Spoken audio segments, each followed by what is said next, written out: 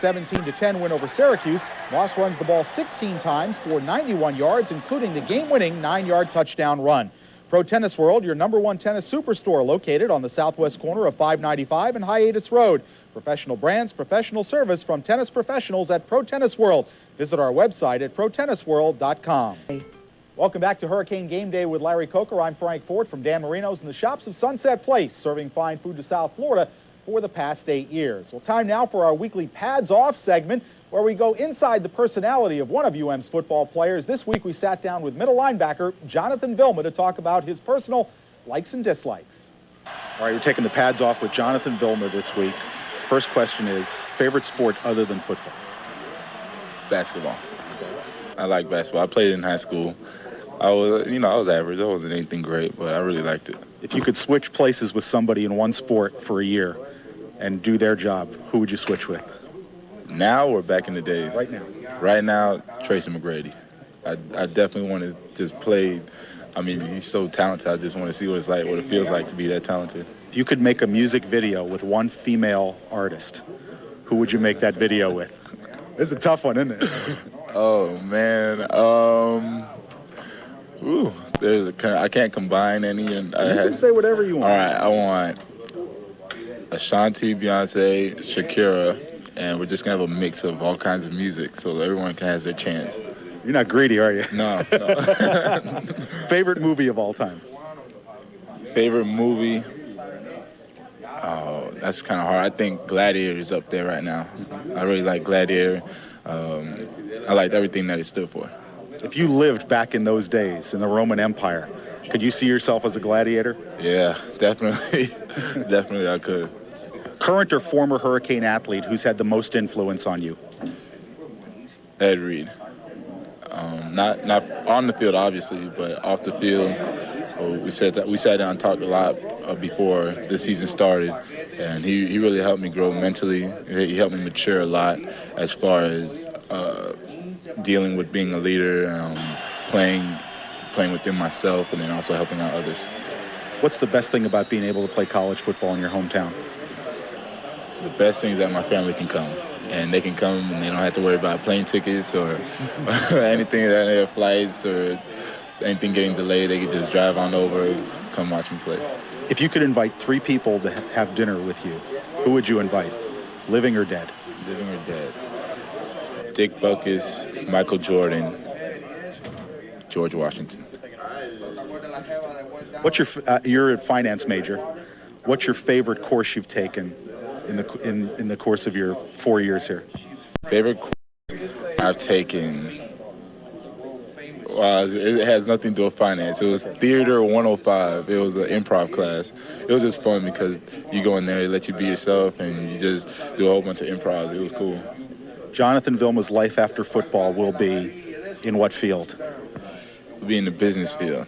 Definitely business, some shape, way, or form, making money, probably losing it, who knows, but it's definitely going to be a business. Now, we talked earlier on the show about your internship this summer and in an investment firm. How much fun was that, and how much did you learn?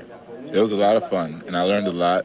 It was really fun, one, because I liked it, two, because the people there, they were real good to me, and I think I learned a lot, and I definitely want to pursue that. One throwback jersey you would love to own, or do own? One throwback jersey. Give me a high school Dick Butkus. High school Dick Butkus. High school Dick Butkus. No one will have it, no one will think of it.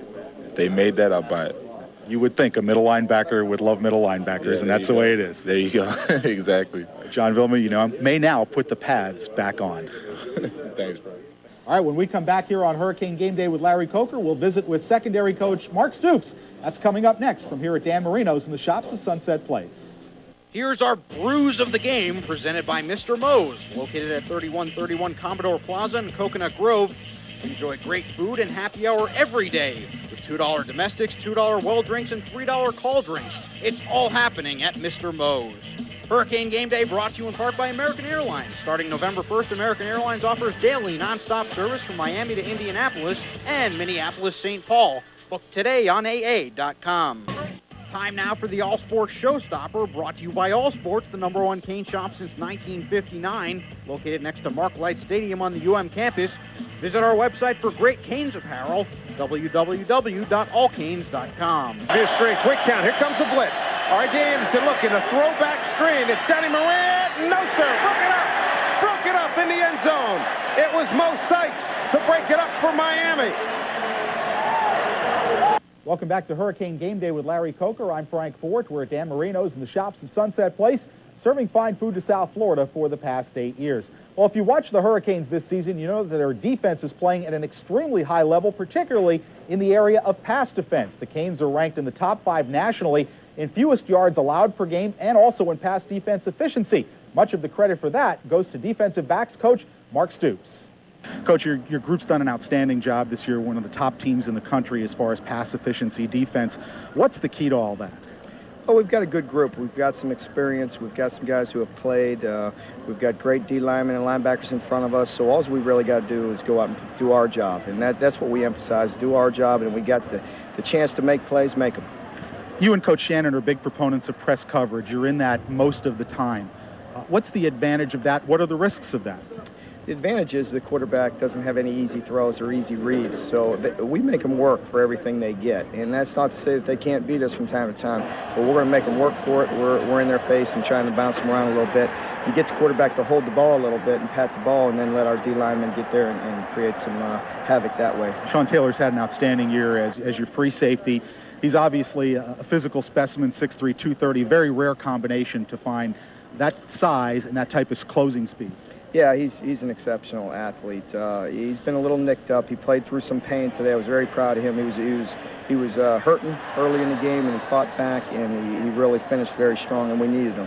You come obviously from a coaching background. People know your father was a coach. Your brothers are in coaching. Was it always a given that you were going to be a football coach, or did you think about other time to time? I think from the time I was in college, I pretty much knew I wanted to be a coach. You know, like you said, my father was in the business. He was a high school coach for 28 years. So I went ahead and when I was at Iowa, I kind of knew I wanted to be a coach. Both your brothers are at Oklahoma, one the head coach, one the co-defensive coordinator. Do you guys talk a lot during the season, or do you save the football talk for after the year? We talk quite a bit, you know, not necessarily about schemes and things like that this time of year, just mostly how they're feeling and how we're doing and what's going on. But we talk at least a couple times a week. Let's tell us about your cornerback situation. You've got guys like Antrell Roll, Al Marshall, Kelly Jennings, and I know Al and Kelly have had kind of an ongoing battle competition for playing time. That's a healthy thing, though, isn't it? Yeah, it is. You know, to us, they're all starters. You know, that we have a lot of confidence in a lot of our backups, and we're not afraid to play them, and so that's good. It just helps us for the future also. Is there a young kid on the roster who has made a big step this year in terms of development in your mind? I'd say Greg Threet. He's come along. He's come a long way, and he was a little nicked up. He was injured early in camp, but he fought through that. He's getting more and more playing time, and we have a lot of confidence in Greg. I think Brandon Merriweather's a kid, too, making his mark on special teams and getting some playing time in the dime package, too. And he's not the biggest kid in the world, but he'll hit you. Yeah, there's no question. Brandon's actually done an excellent job also, and he's getting to be very versatile. He can play the nickel and the dime, and he can play safety, and he's playing the ball very well, and got his hands on some footballs for us, so he's doing a good job. You guys are essentially a man team, but do you mix coverages maybe more than people think? Oh, absolutely, yeah. Everybody thinks we're just man because we're pressed, and you know, like I said, we're in the receiver's face, but we definitely mix things up and have a lot of versatility within our package. Well, you got some challenges down the road, and that last game against Rod Rutherford at Pittsburgh is going to present your secondary with maybe as good a challenge as they've had all year. Each week's a challenge. You know, we've got to finish strong, and it starts with Rutgers, and that's really all of our focus is on Rutgers, and we're going to go out and take care of business next week with Rutgers, and then we'll move on. Coach Mark Stoops, for the visit, we appreciate it. We'll be back with more here on Hurricane Game Day with Larry Coker right after this. Time now for our U.S. Army Student Athlete of the Week. This week's honor goes to senior volleyball player Lorraine Santaella Santa. She's been a major reason for the Hurricanes' success this season. The San Juan, Puerto Rico native leads the Hurricanes and is ranked 6th in the Big East with 4.01 kills per game on the season. Lorraine Santaella Santa is our U.S. Army Student Athlete of the Week. Hurricane Game Day brought to you in part by Gus Machado Ford, now having our factory-authorized year-end clearance. It's all happening right now at Gus Machado Ford in Hialeah. Here's our Titanic Play of the Game, brought to you by the Titanic Brewery and Restaurant, located next to Mark Light Stadium on Ponce de Leon Boulevard. Titanic serves an exciting menu to complement our selection of award-winning handcrafted beers. Visit us online at titanicbrewery.com. Welcome back to Hurricane Game Day with Larry Coker. I'm Frank Forte from Dan Marino's and the shops of Sunset Place, serving fine food to South Florida for the past 8 years. Time now for our Gatsby's game plan for this afternoon's game against the Scarlet Knights of Rutgers. Coach, my first is play with heart, as in your team, H-E-A-R-T, but also Ryan Hart, young man from Fort Lauderdale, a Rutgers quarterback who's had a pretty good year, but is a little bit prone to the turnover. Well, we hope to create some turnovers. We really haven't done that, Frank. Our defense, we work on it awfully hard, but that'll be a huge key for the game today is creating some turnovers. He's a good player, an excellent passer. He's come a long way since last year when he was a freshman. All right, pass efficiency. Obviously, want to be a little more proficient in the passing game. We have to, Frank. I tell you, we can't just run the ball all the time and throw the ball 15 times. We've got to be efficient in the pass game, be able to create some big plays through the passing offense. And our final key in our Gatsby's game plan is don't let Moses part the special teams. Trez Moses from Rutgers returned a punt for a touchdown against BC last week. Also have a real good kickoff return man in Nate Jones. They have two of the better return people in the country. Those guys have done a great job the entire year and gave them opportunities for great field position and to win football games. Those are our Gatsby's game plan keys for the game. Gatsby's of South Florida, with locations in Kendall, Davie, Boca, and West Palm, has been voted #1 for sports viewing. Gatsby's, we're still smoking. All right, time now for our picks of the week, brought to you by the Big Cheese. And Coach went 4-0 last week, 5-0 if you count Miami beating Syracuse, but he's now in the lead by a game. We'll start off with, of course, we taped this show earlier in the week, and a Thursday night game, TCU at Southern Miss.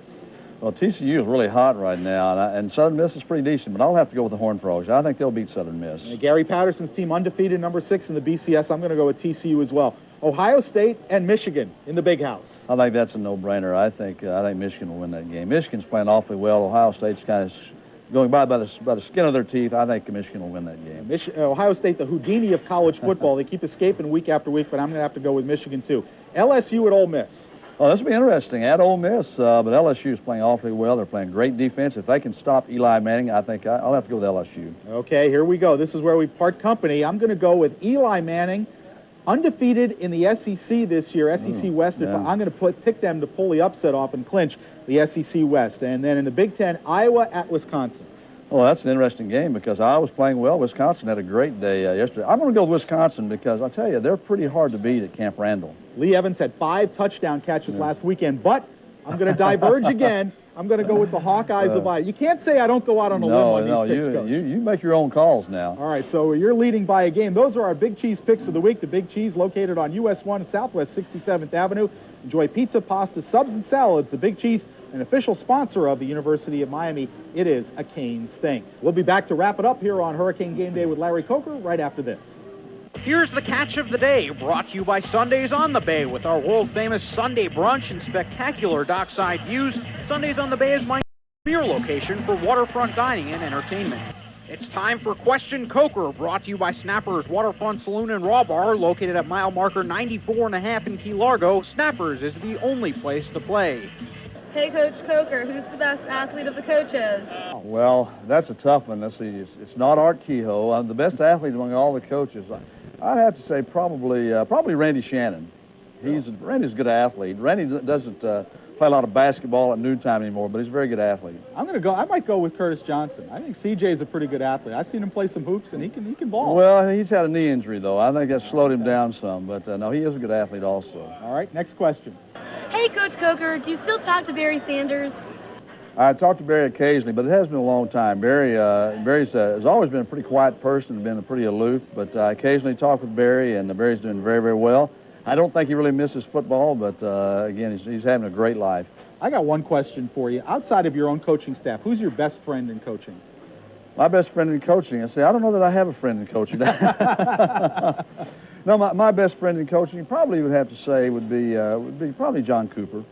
John's been very, very good to me, and I'd say he'd be certainly a close friend in coaching. Talked a lot this year about winning, Larry, and during the 2-game losing streak, obviously that was a tough time, but how hard it is to win these days in college football. You look at last week, Virginia Tech blows a 17-point lead to Temple, needs a missed extra point in overtime. Look what's happened in Pittsburgh, West Virginia. West Virginia has 4 losses, and they're tied at the top of the league. It's hard to win week after week in college football these days, this year unless you're Oklahoma. Well, unless you're Oklahoma, that seems to be the case. And I tell you what's happened, and we said it early in the year and all the preseason things, the Big East Conference is so balanced now. Everybody's pretty good, and nobody's really bad, and I think that's the thing that you see.